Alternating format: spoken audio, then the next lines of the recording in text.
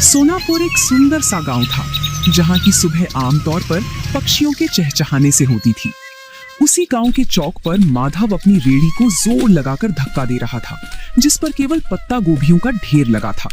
सूरज सिर पर था और माधव के चेहरे पर निराशा। गोभी ले लो, ताजी पत्ता गोभी ले लो। तभी एक काकी उसके पास आई और कहा, अरे माधव, कल भी तो गोभी ही लाया था। क्या तेरे खेत में इसके अलावा और कुछ नहीं उगता? घर में सब अब गोभी देखकर मुंह बनाने लगे हैं। क्या करूं काकी, खेत में फसल ही यही हुई है। बहुत सस्ती दे रहा हूं, 2 किलो ले लो। नहीं रे बेटा, मुफ्त में भी देगा तो कोई नहीं खाएगा। कुछ नया लाए तो बता देना। सबको कुछ नया चाहिए, पर नया लाने के लिए पैसे कहां से आएंगे? अगर आज ये गोभी नहीं बिकी तो कल का चूल्हा भी नहीं जल पाएगा। माधव वहीं सड़क किनारे बैठ गया। तभी उसका पुराना दोस्त सोमू वहां से गुजरा। क्या हुआ माधव, आज फिर गोभी का ढेर घर ले जा रहा है? हाँ सोमू, कोई भी इसे खरीदने को तैयार नहीं है। सब इन पत्ता गोभी से पक गए। समझ नहीं आता इन पत्ता गोभियों का क्या करूं। भाई तूने शहर में कुछ समय उस दुकान पर काम किया था ना, जहां लोग इसी गोभी को बारीक काट कर कुछ सफेद पोटली जैसा बनाते थे। क्या नाम था उसका? मोमोस? हाँ सोमू, वो लोग पत्ता गोभी का ही इस्तेमाल करते थे। सोमू की बात माधव के दिमाग में घर कर गई थी। उस शाम माधव घर लौटा तो उसके मन में एक ही धुन सवार थी। उसने अपनी बची हुई सबसे अच्छी पत्ता गोभी उठाई और उसे बारीक काटना शुरू किया। अगर मैं इन गोभियों को फेंकने के बजाय इनका रूप बदल दूं तो शायद बात बन जाए। मैदा घर में थोड़ा पड़ा ही है। वो रसोई में मसालों के साथ कुछ प्रयोग करने लगा। खुशबू फैलने लगी तो उसका पड़ोसी करीम चाचा अंदर आए। माधव मियाँ, ये कैसी खुशबू आ रही है? आज क्या कोई दावत की तैयारी है? आइए चाचा, दावत तो नहीं पर एक कोशिश कर रहा हूँ। ये देखिए, मैंने इन गोभियों को मसालों के साथ पकाकर इस मैदे की लोई में भर दिया है। अरे ये तो छोटी छोटी सफेद पोटलियां लग रही हैं। इन्हें तेल में तलोगे क्या? नहीं चाचा, इन्हें बस भाप में पकाऊंगा। ये बिना तेल का खाना होगा, जो गांव वालों के लिए बिल्कुल नया होगा। बिना तेल का? क्या लोग खाएंगे? यहाँ तो सबको तला भुना पसंद है। स्वाद अच्छा हुआ तो सब खाएंगे चाचा। बस दुआ कीजिए कि ये भाप में ठीक से पक जाए। कल सुबह गांव के चौराहे पर मैं इसी का ठेला लगाऊंगा। हिम्मत तो बड़ी है तेरी। चल, ये पक जाए तो एक मुझे भी चखाना। अगली सुबह सूरज की पहली किरण के साथ ही माधव गांव के चौराहे पर पहुंच गया था। उसने अपनी रेड़ी के एक तरफ कटी हुई पत्ता गोभी रखी थी और दूसरी तरफ पीतल के एक बड़े बर्तन से भाप निकल रही थी। गांव के लोग जो रोज माधव को गोभी बेचते देखते थे, आज रुक रुक कर उसे ताकने लगे। तभी गांव का हलवाई बनवारी उसके ठेले पर आया और कहने लगा, अरे माधव, आज तेरा ये पत्ता गोभी का ठेला बड़ा चमक रहा है। ये बड़े बर्तन में क्या उबाल रहा है भाई? सुबह सुबह चाय बना रहा है क्या? नहीं बनवारी भाई, ये चाय नहीं है, इसे मोमोस कहते हैं। शहर का बड़ा मशहूर नाश्ता है। आज पहली बार अपने गांव में लाया हूँ।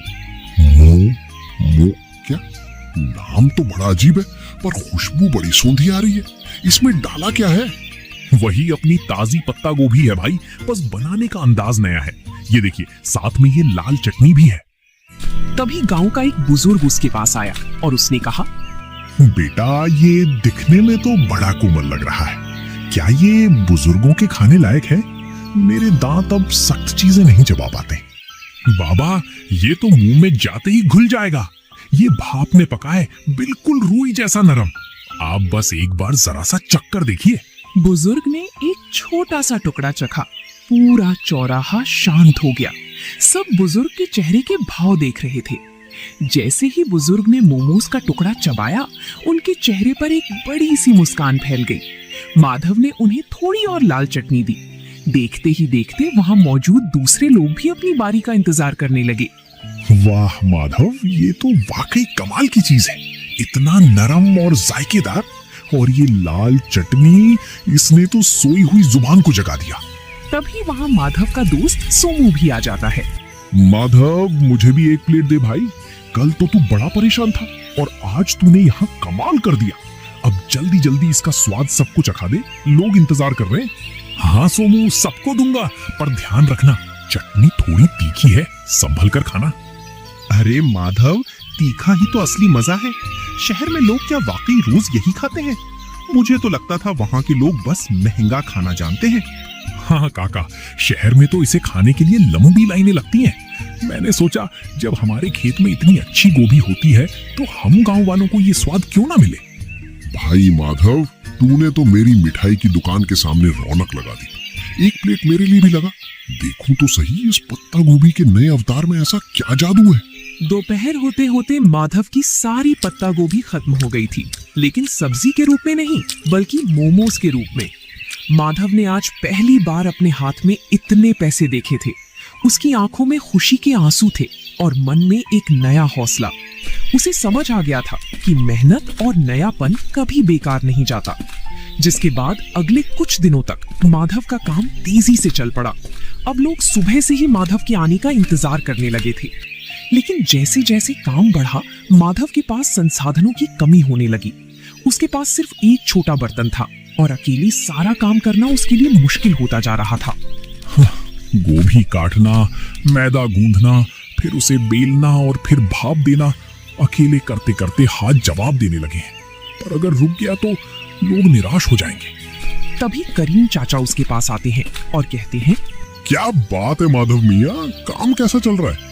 आज चेहरे पर वो चमक नहीं है जो हमेशा रहती है। काफी थके थके से भी लग रहे हो। चाचा, काम तो बहुत है पर हाथ सिर्फ 2 हैं। लोग को मेरे हाथों के मोमोज बहुत पसंद आने हैं और अब वे उसे ज्यादा मात्रा में मांग रहे हैं। और मेरे पास बर्तन इतना छोटा है कि एक बार में सिर्फ 10-12 मोमोज ही बन पाते हैं। अरे ये तो बहुत अच्छी बात है। अगर बरकत हो रही है तो घबराता क्यों है? शहर जा और एक बड़ा स्टीमर लेकर आ। और सुन, सारा काम अकेले क्यों करता है, किसी को साथ लगा ले। पैसे तो आ रहे हैं चाचा, पर क्या ये काम टिकेगा? कहीं लोग 4 दिन बाद ऊब गए तो मेरी सारी कमाई डूब जाएगी। मेहनत कभी नहीं डूबती बेटा। तूने साधारण सी पत्ता गोभी को पहचान दिलाई है। अब खुद को एक बड़ा व्यापारी बनाने की सोच। करीम चाचा की सलाह मानकर माधव ने अगले दिन अपनी रेहड़ी नहीं लगाई। वो पास के बड़े कस्बे के बाजार गया। वहां की भीड़ भाड़ देखकर उसे अपने पुराने दिन याद आ गए, जब वो दूसरों की दुकानों पर काम करता था। आज वो अपनी खुद की दुकान के लिए सामान खरीदने आया था। आइए भाई साहब, क्या दिखाऊं? होटल के लिए बर्तन चाहिए या घर के लिए? मुझे मोमोज बनाने वाला सबसे बड़ा 3 मंजिला बर्तन चाहिए। और हाँ, एक ऐसी मशीन भी देना जिससे सब्जियां बहुत बारीक कट सके। बड़े बर्तन की मांग तो बहुत है। आप कहां से आए हैं? शहर में दुकान खोल रहे हैं क्या? नहीं साहब, गांव में मेरा छोटा सा मोमोज बेचने का काम है। वहां लोगों को उसका स्वाद बहुत पसंद आ रहा है। ये तो बड़ी अच्छी बात है। ये लीजिए, ये स्टील का सबसे बढ़िया बर्तन है। इसमें एक साथ 50 मोमोज आराम से बन जाएंगे। और ये रही आपकी नई मशीन, इससे आपकी मेहनत आधी हो जाएगी। शुक्रिया। अब गांव लौटकर मुझे सिर्फ खाना नहीं बनाना, बल्कि अपने काम को और बेहतर बनाना है।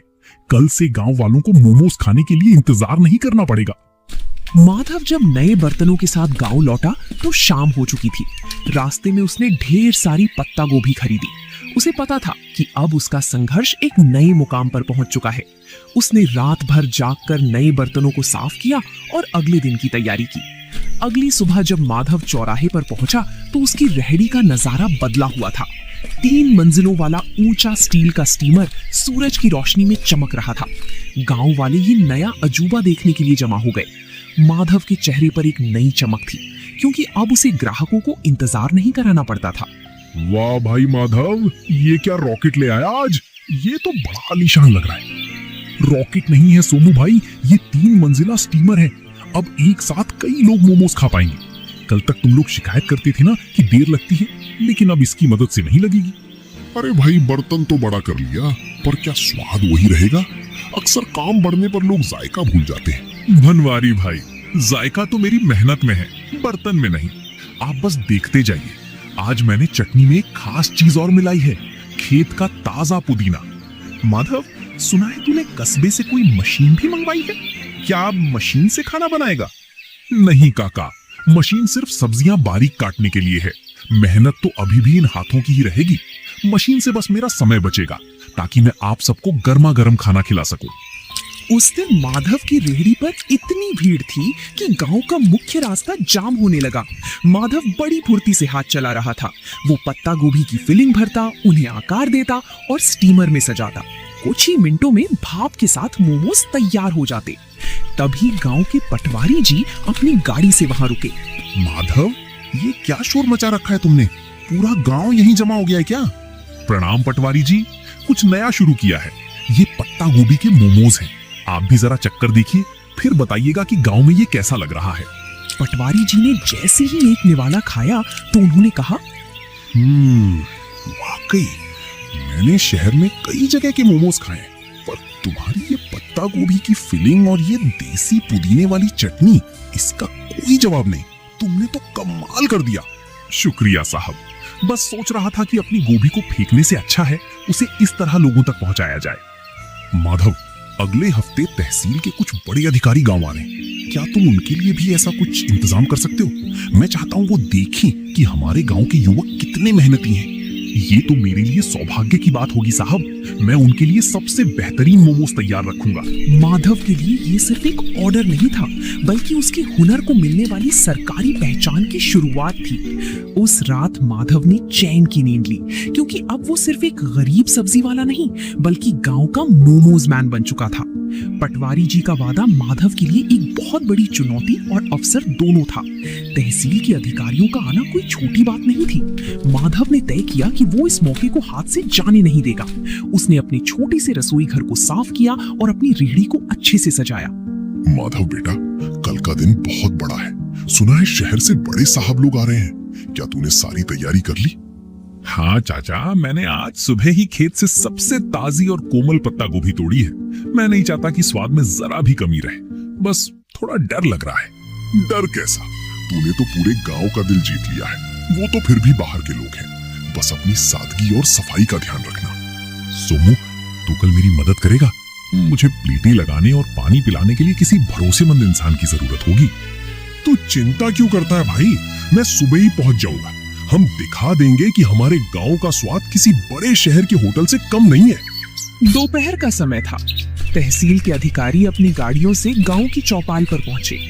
पटवारी जी ने गर्व के साथ माधव की रेहड़ी की ओर इशारा किया। माधव के चेहरे पर एक विनम्र मुस्कान थी। उसने बड़ी ही सफाई से अधिकारियों के सामने गर्मा गर्म मोमोज परोसे। पटवारी जी, मैंने सुना था कि यहाँ का कोई युवक बहुत अच्छा काम कर रहा है।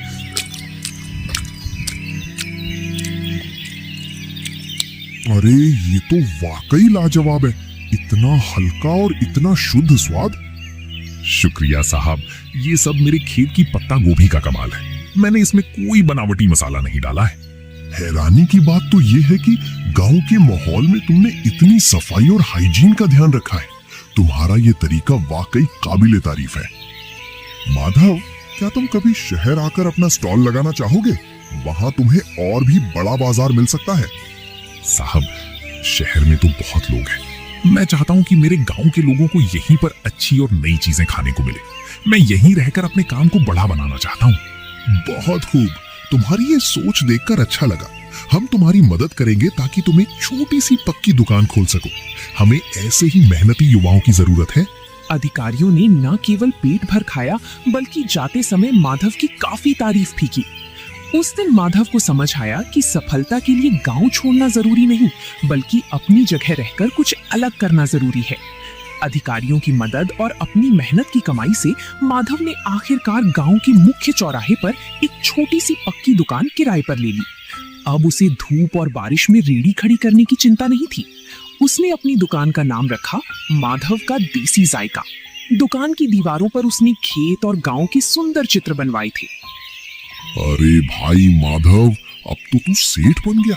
इतनी सुंदर दुकान और वो भी गांव के सबसे मुख्य मोड़ पर।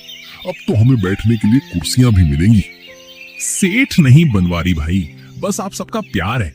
दुकान पक्की हो गई है तो क्या हुआ, स्वाद तो आज भी वही मिट्टी से जुड़ा रहेगा। आइए, आज उद्घाटन के दिन पहली प्लेट आप ही के नाम। माधव मियाँ, देख रहे हो, जहाँ तू कभी गोभी का ढेर लेकर उदास बैठा रहता था, आज वहाँ तेरे नाम की धूम मची है।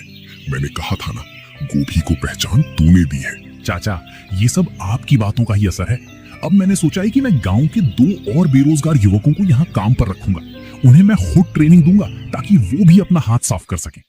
बहुत नेक ख्याल है बेटा। तरक्की वही है जो सबको साथ लेकर चले। वक्त बीतता गया। और माधव की दुकान अब केवल सोनापुर ही नहीं बल्कि आसपास के 10 गांवों में मशहूर हो गई। लोग दूर दूर से उसके पत्ता गोभी मोमोज खाने आने लगे। माधव ने कभी अपनी गुणवत्ता से समझौता नहीं किया। वो आज भी रोज सुबह अपने खेत से ताजी गोभी खुद तोड़कर लाता था। माधव भाई, आज तो शहर से भी कुछ लोग आए थे। कह रहे थे कि सोशल मीडिया पर तुम्हारी दुकान की बड़ी चर्चा है। अब तो तुम्हें शहर में भी ब्रांच खोल लेनी चाहिए। सोमू, शहर की चकाचौंध अपनी जगह है, पर जो सुकून इस गांव की हवा और अपनों के बीच काम करने में है वो कहीं नहीं। मेरा मकसद सिर्फ पैसा कमाना नहीं था, बल्कि अपनी मेहनत को एक नई दिशा देना था। तुमने वाकई साबित कर दिया कि अगर इरादा पक्का हो तो एक गरीब सब्जी बेचने वाला भी अपने हुनर से तकदीर बदल सकता है। मेहनत का कोई विकल्प नहीं होता सोमू। आज जब मैं पीछे मुड़कर उन पत्ता गोभी से भरी रेहड़ियों को देखता हूँ तो मुझे गर्व होता है कि मैंने हार नहीं मानी। तो दोस्तों, आप लोगों को ये कहानी कैसी लगी कमेंट करके जरूर बताएं और ऐसी कहानियों को देखने के लिए वीडियो को लाइक करें और चैनल को सब्सक्राइब करें।